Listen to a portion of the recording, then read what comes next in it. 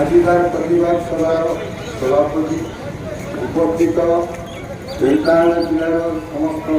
ସାମ୍ବାଦିକ ବନ୍ଧୁଗଣ ପ୍ରତିବାଦ ସଭା ସ୍ୱାଗତ ଯୋଗ୍ୟତା ହେବ ଯେଉଁଟା ବରିଷ୍ଠ ସାମ୍ବାଦିକ ପଟେଲ ବାବୁ କହୁଥିଲେ ଯେ ଆମେ ବିଭିନ୍ନ ସଂସ୍ଥାରେ କାମ କରିବା ଗ୍ରୁପ ମିଟିଂ କରିବା କିନ୍ତୁ ଆମର ଲଢ଼େଇ ବେଳେ ଆମେ ଯଦି ସମସ୍ତେ ଏକ ହେବା ତାହେଲେ ଯେଉଁ ଯେଉଁ ଦାବି ଆପଣମାନେ କହୁଛନ୍ତି ମୁଁ ବହୁତ ବକ୍ତା କହିଦେଲେଣି ମୁଁ କହିବାକୁ ଚାହୁଁନି ସେ ଦାବି ଗୁଡ଼ାକୁ ଯେଉଁ ନ୍ୟାଯ୍ୟ ଦାବି ଆମର ଅଛି ତାକୁ ସାକାର କରିବାକୁ ପଡ଼ିଲେ ଆମକୁ ସଂଗ୍ରାମ କରିବାକୁ ପଡ଼ିବ ବ୍ଲକ ଲେଭେଲରୁ ଆରମ୍ଭ କରି ଜିଲ୍ଲା ରାଜ୍ୟ ଏ ତିନିଟା ସ୍ତରରେ ଯଦି ଆମେ ସଂଗ୍ରାମ କରିବା ସମସ୍ତଙ୍କର ମତ ଭିନ୍ନ ହେଇପାରେ ସଂଗଠନ ଭିନ୍ନ ହେଇପାରେ କିନ୍ତୁ ଆମ ସମସ୍ତଙ୍କ ସାମ୍ବାଦିକମାନଙ୍କ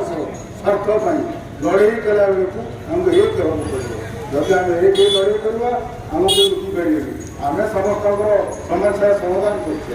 ଆମ ବେଳକୁ ଆମେ କଥା ହେଇଯାଉ କିନ୍ତୁ ବହୁତ ବଡ଼ ଦୁଃଖ ଲାଗୁଛି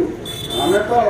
ବୟସ୍କ ହେଇଗଲୁଣି ଅପରମ ଆମର ତେଣୁ ଯୁବପିଢ଼ିମାନଙ୍କୁ ମୁଁ ନିବେଦନ କରିବି ସମସ୍ତେ ଏକତ୍ରିତ ସଂଗ୍ରାମ ଜାରି ରଖନ୍ତୁ ନିଶ୍ଚିତ ସଫଳ ହେବା ଏଥିରେ ଦ୍ୱିମତ ନାହିଁ ଜୟ ଶ୍ରୀରାମ।